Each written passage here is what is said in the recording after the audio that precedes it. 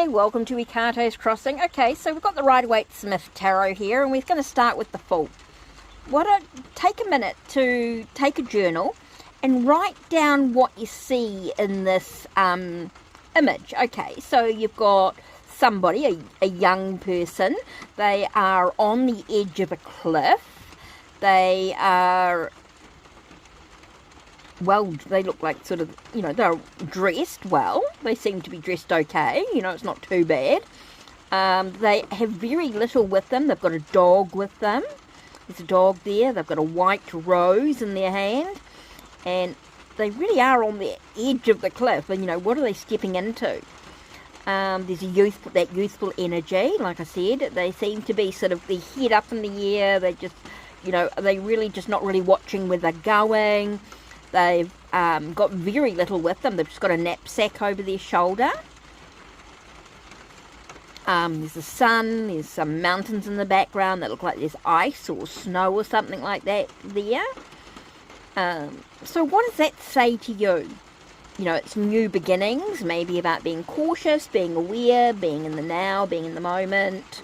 What does this card say to you? You write down 2 or 3 keywords that it means for you. When you look at there's a 0 there. So you're in the void. You're that sense of, you haven't stepped onto, you're about to step onto the path. That sort of energy. So start with the Fool, like that. And then you're going to pull out the Magician.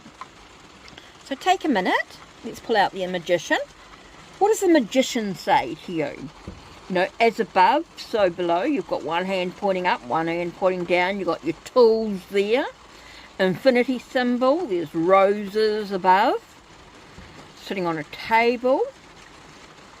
Lots of flowers down below. Looks like there's some lilies or something in there. Some roses. Got a red robe.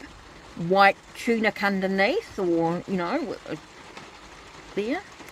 So what does that say to you? Beyond the illusion. He's a magician, so what does that say to you?